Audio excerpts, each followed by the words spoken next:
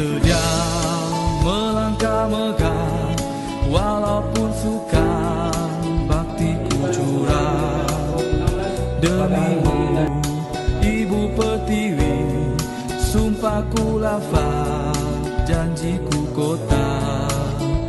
Berikrar eratkan bangsa, kukuhkan cinta kepada negara.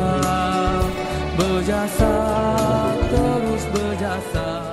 Diberikan oleh Kerajaan Perak bawah kepimpinan Yang Amat Berhormat Menteri Besar yang bersama-sama dapat menyumbang ke arah peningkatan pendidikan.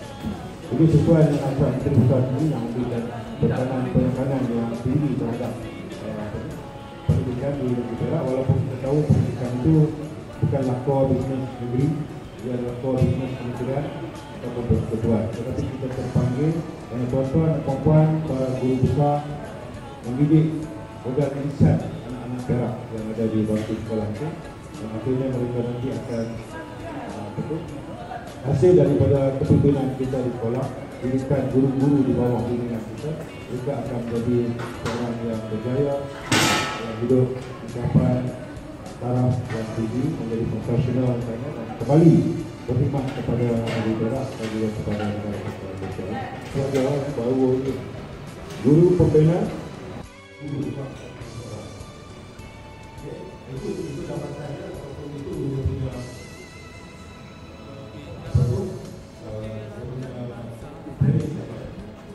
jadi kalau begitu, kita adalah pemimpin guru, kita adalah pemimpin guru, dan saya mewakili kerajaan ini untuk membantu tuan-tuan untuk guru. Kemudian, jadi ada sekolah-sekolah, ada sekolah rendah. Sekarang ini kalau kita lihat, guru bapa ini menganggap sekolah-sekolah yang jadi pendidikan tidak ada sekolah rendah. Kemudian, bila dikatakan sikap atau tingkah laku guru yang menjadi guru besar, guru besar.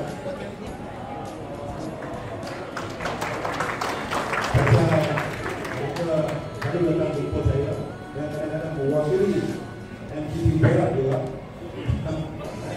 Ada lebih kurang sekolah. Tapi saya tak ada masalah.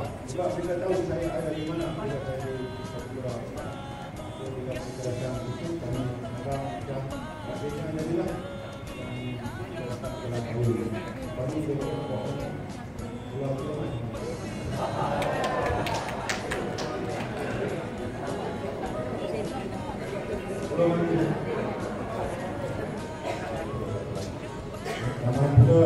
Saya juga menyokong dan berjanji akan menyokong penuh usaha tuan-tuan dan puan dalam mendapatkan sistem pendidikan negara ini, khususnya di negeri Perak dari Ridwan yang kita cintai ini. Jadi akhir sekali selamat bersidang. Mudah-mudahan persidangan di dalam tahun ini akan membuahkan hasil yang diharapkan dan dapat membantu meningkatkan kualiti dan prestasi pendidikan, khususnya di sekolah-sekolah yang kita menjadi guru besar itu, dan pada umumnya adalah kepada seluruh warga pendidikan di Indonesia. Jadi dengan lafaz Bismillahirrahmanirrahim, saya dan sekalian melaksanakan Konvensyen dan Mesyuarat Agung Majlis Guru Besar di Perak kali ke-29. Dan sekian wabillahi taufiq wal hidayah.